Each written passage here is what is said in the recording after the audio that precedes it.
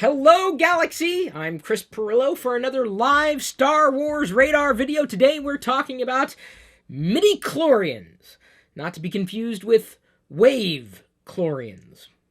That is an obscure nerd joke if you happen to understand the reference. If not, I'm not going to bother to explain it to you, nor am I really wanting to bother to explain midichlorians to you. That being said, I have a tweet storm pulled up here that is the foundation for today's video. I thought it was rather interesting. I love when someone random, someone in my feed that somehow gets tweeted into it, suggests something that seems outlandish on the surface, and I'm inclined to want to read more. And this is, I gotta tell you, how I get a lot of my information. I realize I'm sharing my thoughts and my perspective, and of course this tweet on YouTube, but I happen to like Twitter. It's a great way of getting information, so thank you for following Star Wars Radar there on Twitter, and I know 48,000 of you are doing just that.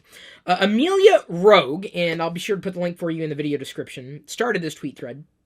One of the sneakiest awesome things, according to Amelia, that The Last Jedi did was actually make the midichlorians BS, her word, actually she used the full word, BS, pay off. Put down those laser pitchforks and hear me out. What a way to set the stage. So, she begins. The midichlorians are an example of my overarching argument about the prequels, that they contain a very nuanced story told very, very incompetently. The Jedi are supposed to be spiritually enlightened warrior monks. That's what our image is of them. It's what Luke thought they were. It's what Anakin expected them to be.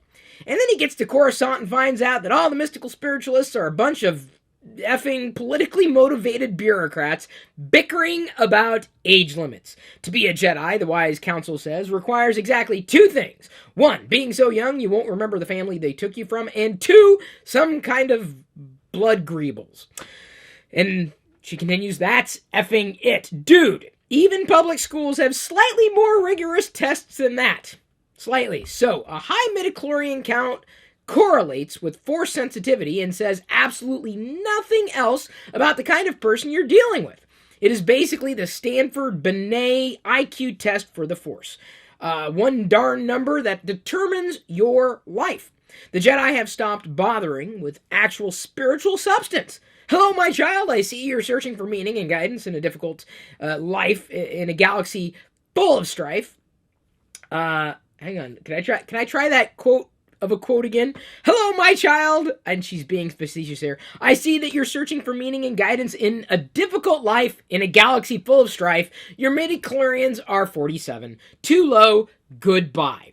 So, along comes Anakin. He's looking for guidance and meaning in a vast, confusing world. He finds a group of bureaucrats arguing about whether the large number of greebles in his blood makes up for him being past the age cutoff to receive any guidance.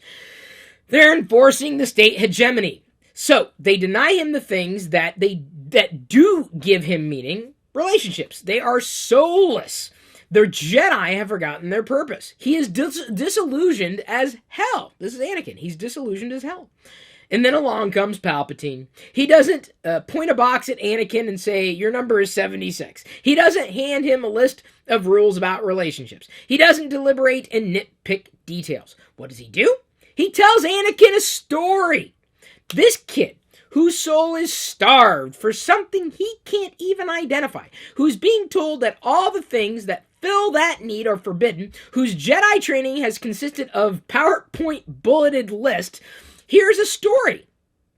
You know, because he's, you know, you're getting the juxtaposition there between the Jedi and then what Palpatine did with Anakin, and how you may be relating this to The Last Jedi and how it plays out, specifically Luke's perspective on what the Jedi stood for. And again, I'll repeat I didn't mean to tear you out of the moment. I'll repeat the tweet. This kid, whose soul is starved for something he can't even identify, who's being told that all the things that fill that need are forbidden, whose Jedi training has consisted of PowerPoint bulleted lists. Here's a story about a larger universe out there, something spiritual. Yeah, he's going to follow that guy who offers him all the things the Jedi were supposed to. It's twisted and nasty, but at least it's not a number. Then, well, things go awry. And then you get Luke. Luke hears Obi-Wan's stories of the Jedi. There's something rich in them, something his soul wants too. Since the Jedi bureaucracy is wrecked, all that's left is stories. He gets a bit of guidance from a couple of crazy old men, and then the rest he's got to make up for himself. If you end with the original trilogy, what you've got is Luke attempting to resurrect what the Jedi were supposed to be, which is cool. But The Last Jedi shows us that 30 years later, he's seen where the bleep is going. You'll get elitist Jedi and regulations meant to keep you on the light side, and they'll forget about the actual Force binding the whole universe because they're too busy counting blood greebles again. The whole series, from the very first movie, is about how he finds balance through the Force. The big moment in A New Hope isn't when he blows up the Death Star, it's when he shuts off his targeting computer, ignoring the numbers, and trusts his feelings. This is just the extension of that. Now he burns down the Jedi rules. He realizes that, like the computer, he doesn't need them. And Rey and all the other new little kids out there don't either. What's Rey's blood greebles count? What's Poe's, Finn's, Rose's, Leia's, Ben's? That stable kids. Who cares? Let go of your number. Maybe it can guide you, but don't let it define you. Find the meaning, the story, the self. Trust that. Cultivate it. And remember that the Force isn't just about moving rocks. Though that rock moving thing was cool. Am I right? I thought this was an amazing tweet storm. I was like, yes, wow, boom. If you're not reading any of the newer Marvel comics, which are canon, I might recommend picking up a few of them. I have been appreciating Darth Vader 2017, not the original issue of Darth Vader, or I guess the first Darth Vader series in the Marvel reboot as of, 2015, a couple years ago? Or now 3 years ago, since we are just beginning 2018. I really have been enjoying hearing some of the backstories of some of the characters that we've known and loved, and maybe some that we didn't know as much. And never before have these types of positions and arguments ever been more relevant. And this is what I said about a few days ago, and I can't remember which video, but like, you've got to go back and you've got to watch the prequels. So, and listen for what they're saying, not just watching and paying attention to the, let's face it, atrocious dialogue at times, but really what's driving character, what's driving them forward. And then you contrast it with where we sit today with The Last Jedi and Luke making everybody go, what? And that is what makes The Last Jedi outstanding, because it puts a finer point on all of these things that a lot of fans have had a problem with. I've met maybe one or two people that I guess didn't have an issue with midichlorians. I didn't have too much of an issue. We didn't really hear a lot about it, but it starts to come into focus when you start adding things up and you get to where Luke is, and maybe that's where I feel The Last Jedi wins. I was kind of where Luke was, or recognized that Luke and his character and how it evolved made sense. Some people don't want Luke's character and how it evolved and how it was presented in The Last Jedi. They don't want Luke to be the Luke that Luke became. But it starts to make sense. It starts to add up. And I'm telling you, even if, and I mentioned this, I think in the previous video, talking about another tweet storm from Johnny Worthington, if you go back and watch the prequels, and if you feel you have to suffer through them, fine, use that word to describe them. You gotta go. You gotta watch. You gotta see The Last Jedi, and then you go watch the prequels, and suddenly it's like, whoa, some stark contrasts there. An evolution, things that weren't necessarily taught in texts. That's how Luke arrived to his conclusion. That's why it makes sense. And that's why the Luke that you wanted turned out to be the Luke that just never was going to exist. At least in canon. In Legends, it's a different story. I'm glad we've made that segue, if only because I've got mail call for today. South, from our chat room, Eric, who goes by the handle South. If you're not a part of the Discord chat server, you can join. The link is in the video description. Sent a Jaina Solo. Legends, Jaina Solo, number 56 in Black Series, or this Black Series. And I say this because they had original boxes that weren't numbered, and I think they were, blue? in color in the background, and then they rebooted the series right around The Force Awakens. So now we've got like red box black series. This Jaina Solo was intended to be opened. See, I don't care if it's Legends. I don't care if it's canon. If it's Star Wars, I'm a fan.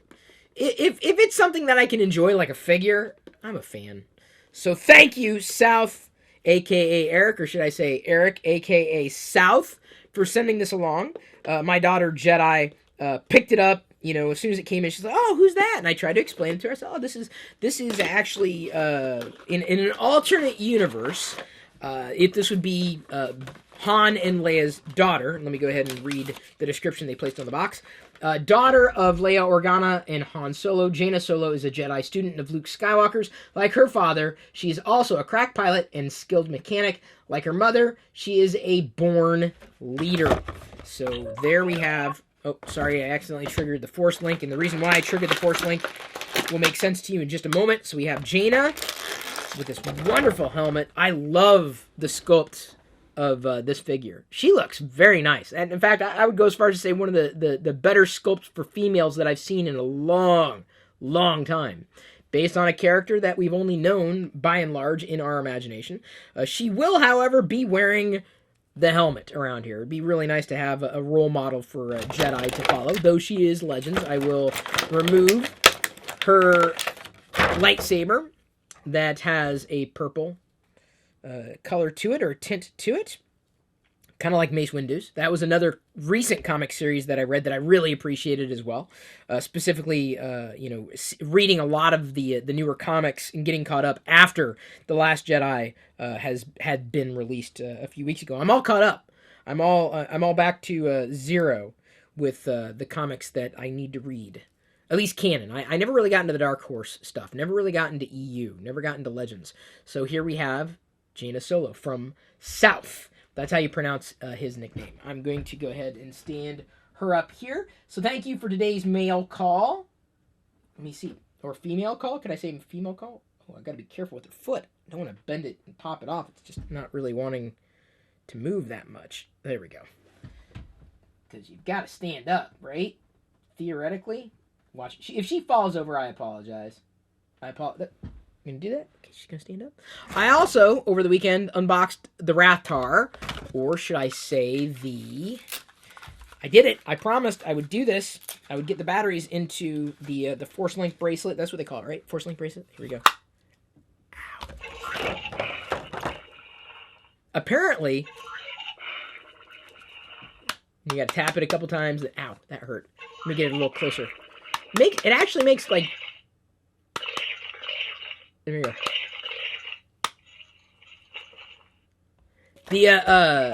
The thing I screwed up with this, though, and I was trying to get to do the rah! I've heard it go rah once. Apparently, the tentacles are numbered, and I didn't realize it until I got all the tentacles on. But that's okay. They were easy to get on. I was able to, I think, balance things out. You could put them pretty much anywhere, but I did not put them in any kind of order. Neat, huh? You can get a Rathtar with Han Solo. You're a dead man. That is a horrible, absolutely horrible Balatik impression. So I apologize for that, but you'd also, these two, they come together hand in hand. Han Solo, you're a dead man. The Kanja Club. This isn't Kanja Club. That would be Tashu Leech. I also happen to have him, but I'm not going to show you that at all. But either way, I opened this over the course of the holiday weekend. And then on a holiday, I guess New Year's Eve, I found a 9-num at a grocery store, right? This was impossible to find in the waves that they were released in. So I'm surprised. I found a 9-num on the shelf for what, $6 at one of those discount grocery store places. Just shocking to me, honestly, that he was there. And it's like, I have to get him. I just have to, because you can't have too many 9-nums. 9-nums. Don't know if I can say if I ever owned all the 9-nums. This one is not Force Link enabled. But I remember he was one of my favorite action figures when I was a kid. Return of the Jedi, naturally, when I was a kid. If that wasn't it was natural to me. Not Force Link enabled, though. There's no blue mark there on 9num. Still very, very happy to have him. And hopefully I don't lose his pistol. Oh, there we go. Gosh, these things are so tiny. I was never really into, making sure that each one of the figures I had kept a hold of their weapon. If only because I was lucky enough to get the figure, period, and trade for the figure, instead of, being lucky enough to be able to get the figure on card when I was a kid. So now when I see a Star Wars figure that I'd like to get, that I didn't have, I get him. That's the nice thing about kidulting. Kenobi53 says, supposedly, in making the figure, they took features from Carrie Fisher's face and Harrison Ford's face to make Jaina Solo. She looks wonderful. I don't know, I'm not going to, stare at her for hours or anything like that, but it was pretty nice. Only One Kenobi says, sounded good to me, Chris. It was almost a better impression of Fly Guy. Oh, no, I'm not even going to come close. No, that was not a Fly Guy impression. He could probably do a Balatik way better than I can. Never really got into the bonus little weaponry that the figures come with, but I hold on to them anyway. They come with the figure. I just want the figure. Don't care about the weapon. I just want the figure. If I can keep the weapon together, I'll be happy. Okay, that's it for today. Thank you, everybody, for tuning in. I'll be back tomorrow with another topic to dive deeper into. Got a few Last Jedi things that I would like to cover, as well as tomorrow's mail call. Oh, I've been meaning to do this too. I'll close it out with this. Got my Snoke. Here we go. Okay, is it gonna go flip on? Got my Snoke. Snoke, hello? You making a liar out of me? It's on. See? Or is it defective? Come on, Force. I know Snoke is Force Link enabled. Was it a bad Balatik impression? The scavenger resisted you. That's how we did it when we were kids, right? We had to make up our own dialogue. That was Star Wars to me. Up here and in here. Thank you, everybody out there. I love you. I appreciate you. And at this point, I'm going to leave you to your own devices. May the Force be with you.